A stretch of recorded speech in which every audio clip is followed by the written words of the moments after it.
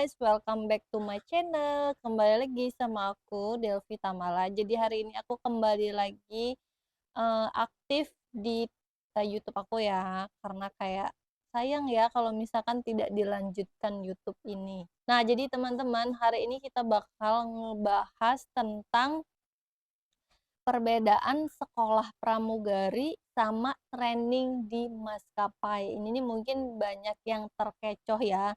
Oke, sebelum teman-teman nonton video ini lebih lanjut, karena ini penting banget buat teman-teman FA wannabe ya, atau teman-teman yang pengen jadi pramugari, cocok banget kalian nonton video ini. Sebelum kalian nonton video ini, kalian wajib untuk subscribe, like, dan komen video ini. Nah, kita bahas satu persatu terlebih dahulu ya. Sebelumnya teman-teman kalau belum follow Instagram aku, kalian boleh follow dulu Instagram aku.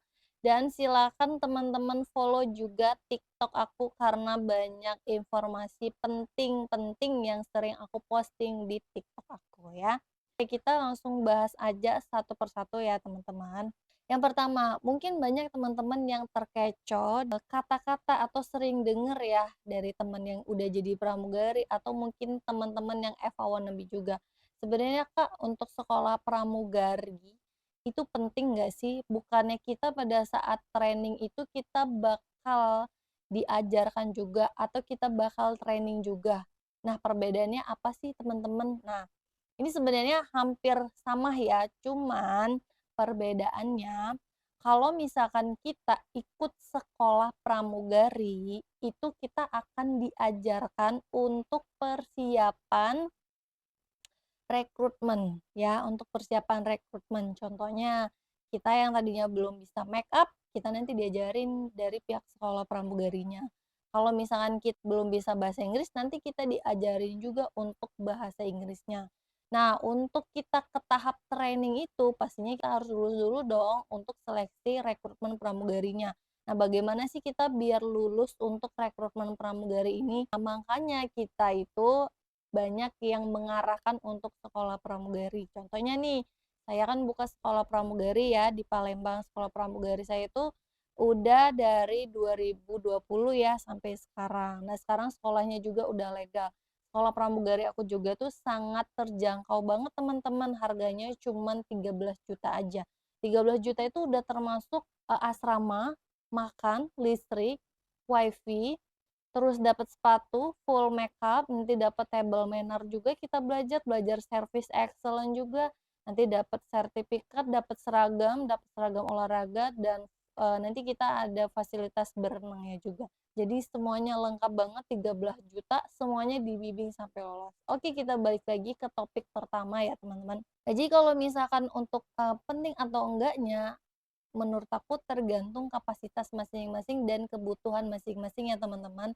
Misalkan kayak aku dulu memang aku tuh gak tahu apa-apa ya tentang pramugari, bingung ya harus belajar apa, bahasa Inggrisnya bagaimana, persiapannya bagaimana gitu kan, bingung ya pada zaman itu pun kita kayak Instagram mungkin nggak ada ya, YouTube pun juga mungkin belum banyak yang buat konten-konten tentang pramugari. Nggak kayak sekarang ya, banyak-banyak sekarang mbak-mbaknya yang buat konten tentang pramugari. Di zaman aku di 2013 itu tidak ada konten. Jadi kalau untuk perbedaannya, sekolah pramugari itu adalah mempersiapkan kalian menjadi FA wannabe yang lebih percaya diri lagi, bahasa Inggrisnya lebih, jago lagi, penampilannya, terus juga cara berbicaranya ya, karena untuk menjadi pramugari itu bukan hanya sekedar cantik ya teman-teman, tapi harus juga mempunyai wawasan yang luas, terus juga harus mempunyai etika yang baik, seperti itu. Tapi kalau misalkan ditanya sekolah pramugari itu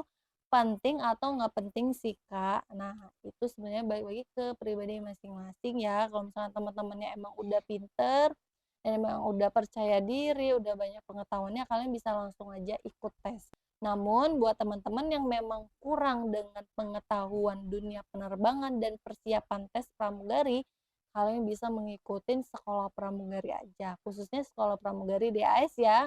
Karena saya pun juga buka sekolah pramugari, makanya teman-teman bisa lihat langsung di video kita di TikTok atau di Instagram ya. Itu ya teman-teman ya. Jadi untuk sekolah pramugari itu juga tuh banyak ya manfaatnya ya. Ya pertama kita juga belajar untuk menjadi percaya diri pastinya, terus menjadi pribadi yang lebih baik lagi, karena di sekolah pramugari itu nanti kita bakal diajarkan bagaimana kita berperilaku yang baik dan benar.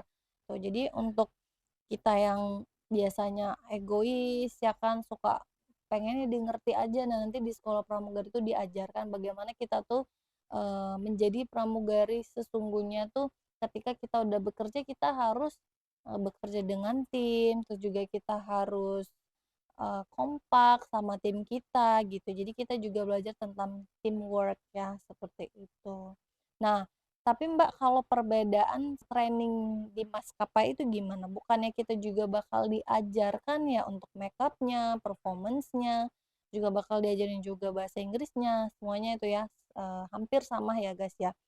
Yang itu tadi ya, seperti yang aku bilang kan di awal tadi, kalau sekolah pramugari ini kita mempersiapkan teman-teman untuk menjadi pramugari, lulus tesnya ya.